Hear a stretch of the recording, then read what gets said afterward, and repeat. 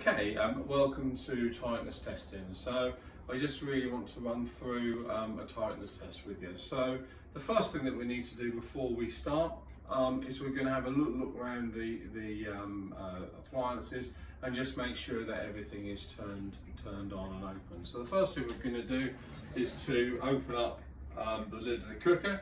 This ensures that we're testing right to all the gas taps, otherwise the safety device at the back will actually stop us testing. Similarly, we're going to turn on any isolation valves to the appliance, and over here we've got something called a restrictor elbow, so we will just need to undo the top of this and just ensure that the screw underneath, as you can see, is at the top.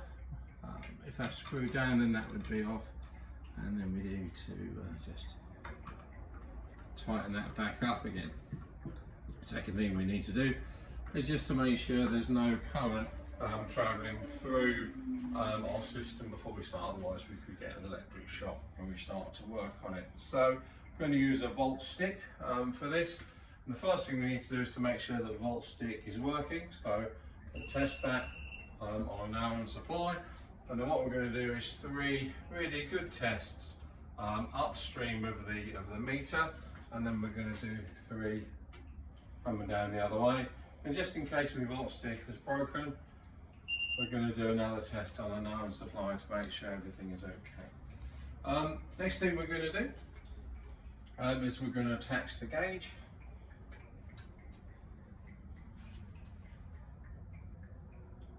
Just literally undo the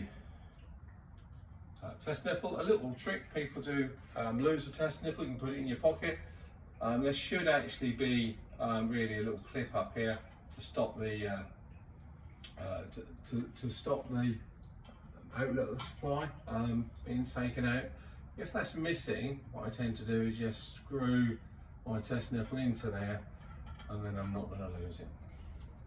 When you put your gauge on, people sometimes struggle with that. So my advice is start from the side, push your gauge to rubber over there like so.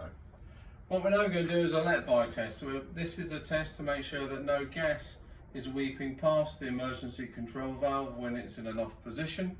And how we do that is we're going to literally just gently crack the emergency control valve, take it up to 7 to 10. I like to aim for about 8, just in case I miss it.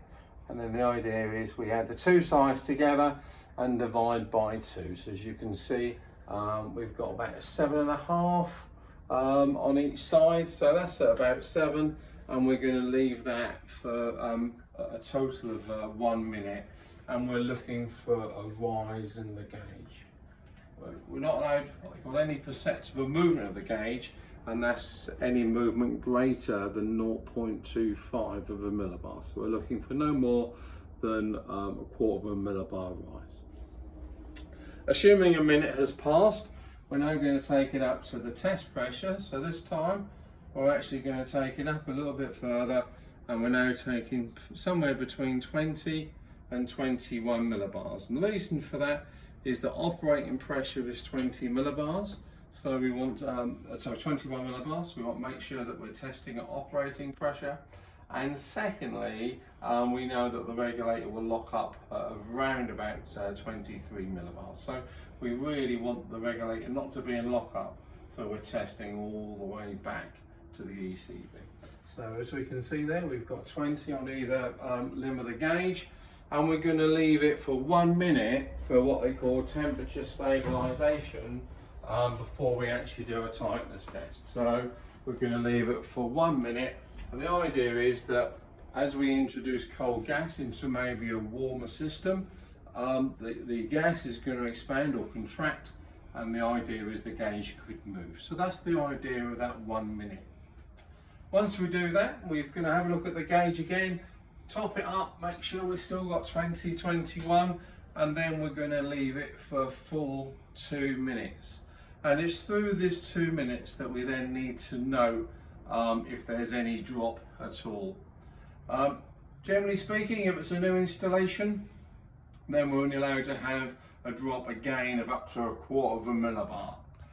However, if it's an existing installation, if there are appliances connected, and more importantly, there's no smell of gas, then we're allowed to have what they call a PPD, a permitted pressure drop. Because this here is a G4 meter, and because the outlet of the meter is less than 35 mil, we're allowed to have a drop of anything up to 4 millibars. Once we've done that, what we're going to do is we're actually now going to remove the gauge. I'm going to replace my test nipple.